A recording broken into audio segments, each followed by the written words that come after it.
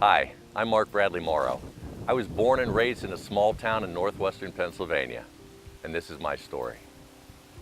When I first came out with my story to my wife, I knew in my heart, God said, Mark, you are going to write a book about your experiences. I'm like, I don't think so. So I was 19 years old and my dad suddenly died at the age of 45. And then in the very next 2 years, my two favorite uncles committed suicide. So there I was, a young man. I'm missing the three most important male role models in my life.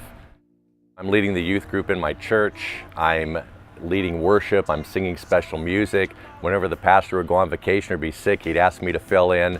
And I end up doing the ultimate prodigal son story. I kept that a secret from my wife by omission, but when I told her, I need to tell you something, our marriage was hanging on for dear life and I was wondering if we were going to make it. I ended up telling one of my best friends, I told my wife and I told my pastor, and you'd think I'd stop after that. And I know that God orchestrated it so that He would take my bad decisions and poor consequences and He would use them for good in the future. So I think God has a good sense of humor. The first time I ever shared my story publicly was at a pro-life music festival in front of 6,000 people.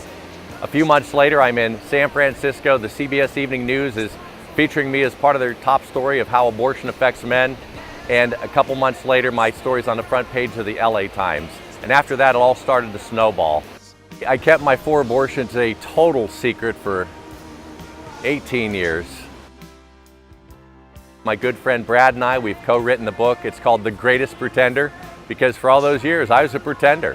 And I think that everyone who reads it can identify in some way or fashion with it.